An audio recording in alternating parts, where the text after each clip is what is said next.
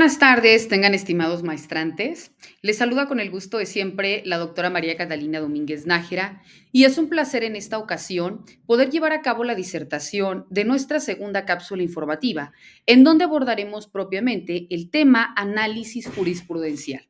Cuando hablamos del análisis jurisprudencial, vemos que es aquel en donde tiene como objetivo proponer un espacio de reflexión, ¿verdad? Este es una forma de llegar a una interpretación, ya sea de un grupo de fallos o, en su defecto, de sentencias, ya sea por las altas cortes o por los juzgados de instancias menores. Cuando hablamos también del análisis jurisprudencial, tiende a pensar generalmente que este análisis propone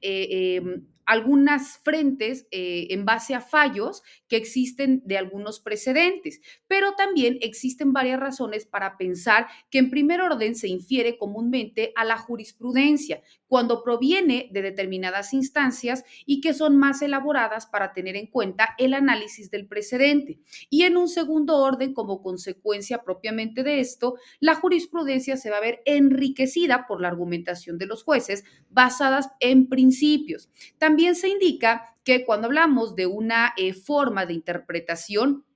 o de análisis de la jurisprudencia constitucional, también se indica que es importante poder definir en qué consiste o cómo se debe de considerar este análisis. Y se dice que en sentido específico o estricto se propone que el análisis jurisprudencial es un espacio, como ya dijimos, de reflexión que se tiene entre un investigador o un intérprete frente a un grupo de sentencias emitidas por las Cortes o también algunas instancias que poseen un grado menor o inferior de jerarquía de producción de jurisprudencias en un determinado contexto judicial. Este análisis indagará por medio de las argumentaciones que hagan propiamente los jueces frente a determinados problemas que han sido propuestos por el investigador y frente al cual se busca encontrar respuestas en forma de fallos judiciales.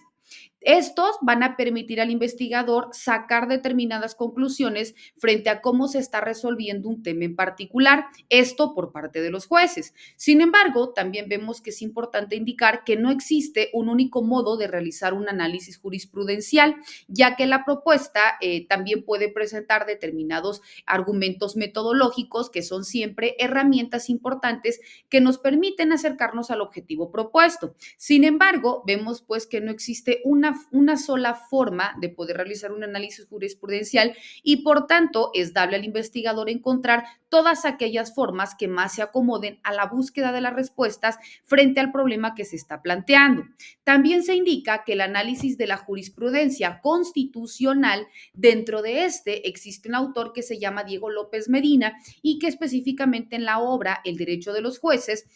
argumenta que el derecho de origen jurisprudencial se desarrolla de manera lenta y progresiva, por lo que es necesario identificar subreglas vigentes dentro de un momento y un espacio determinado. De este modo, vemos que según el autor, pretende realizar una construcción de líneas jurisprudenciales para luego entonces poder realizar un análisis jurisprudencial. Primero, partiendo de una problemática o el problema jurídico. Y también argumenta que la determinación de la subregla jurisprudencial solo será posible cuando el intérprete construya para cada línea una teoría jurídica. Esta deberá ser integral,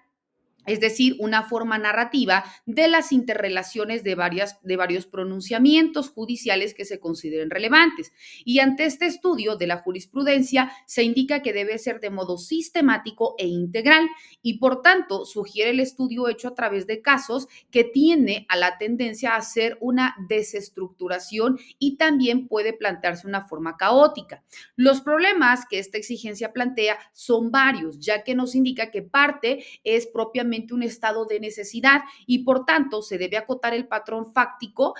concreto que debe de ir en relación con el conflicto de intereses y también que debe establecerse todos aquellos derechos que le sean atribuibles o que le sean propios. También nos indica que la jurisprudencia ha venido definiendo como el escenario constitucional relevante.